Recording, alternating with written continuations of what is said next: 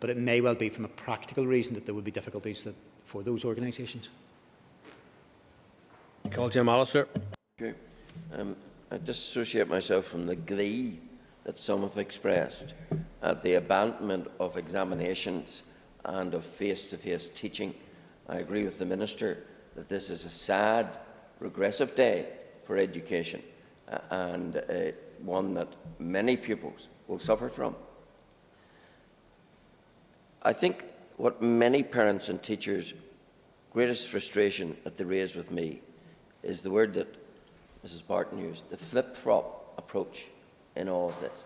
We brought back, take our P7 pupils, we brought them back early in August, then we postponed foolishly the testing in November, then they worked themselves through Christmas, expecting it on Saturday to have the rug pulled, and now the expectation that it may or may not happen at the end of February. Could I ask the Minister to pledge that he will do nothing to undermine the holding of that test on the 27th of February and will do everything within his power to encourage it? Yeah, look, I agree with the member in terms of that this is a very sad day for education, and I think it is important that maybe some of the remarks are not at times always appropriate in relation to it. Certainly I will do everything within my power. I believe in academic selection. I'm not going to be the barrier to this. I'm not the one who takes the decision in terms of dates within that.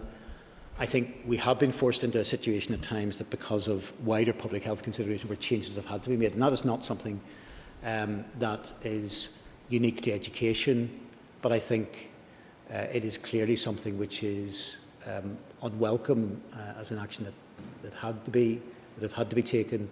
And I think the more seamless that we can make face-to-face teaching, the more that it is done. And I want to see face-to-face teaching and indeed resumption, if you like, of normal school activity as soon as possible. And I think that should be all of our objectives, rather than at times looking to see what barriers can be put in place to that.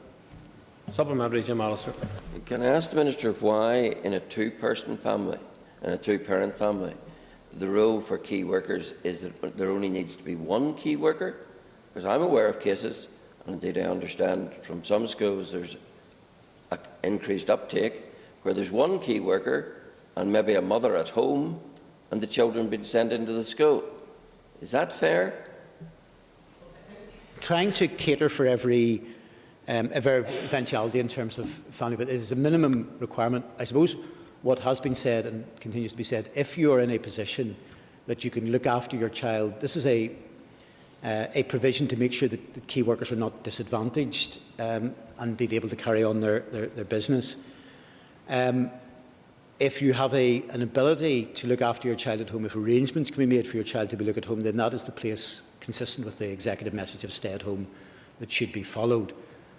But it should also not be the case that it may well be a range of circumstances in which one key worker is really sort of without that provision, that key worker would be impacted as well on that basis. It may be, to take one example, if you have a scenario where the key worker, that both parents are working, the parent who is not a key worker may well be in a job which earns considerably more than the key worker. If the practical bit of saying it has to be both key workers would mean in those circumstances that somebody who's a key worker simply has to avoid going into work. So there can be a range of family circumstances, but I suppose the issue is that if there is an opportunity, if there's childcare arrangements that can be made that would mean that the child can be at home or catered for elsewhere, then that is in line with the stay-at-home message and should be pursued.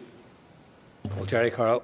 Thank you, Mr. Speaker. Considering the Minister spent weeks, in fact months, ignoring or dismissing concerns from teachers, staff, parents and trade unions about reopening and exams, and considering until now the Minister stated his intention to apply